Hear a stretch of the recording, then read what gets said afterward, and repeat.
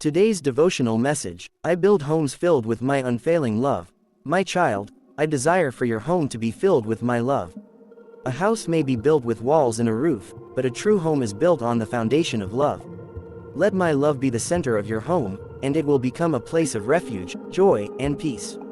I build homes filled with my unfailing love. Love is the key that binds a family together. When you welcome my presence into your home, you will see relationships flourish and hearts drawn closer. Speak words of kindness, extend grace, and create an atmosphere where my love dwells richly.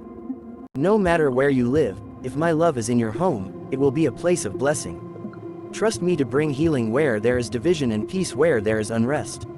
Let your home reflect my heart, and you will see my love transform every room. Verse: My people will live in peaceful dwelling places, in secure homes, in undisturbed places of rest. Isaiah 32:18 NIV. But those who hope in the Lord will renew their strength. Isaiah 40:31. Subscribe to today's devotional message to receive daily inspiration, God's Word, and encouragement straight to your inbox. Join our faith-filled community and let every message bring hope, healing, and guidance into your life.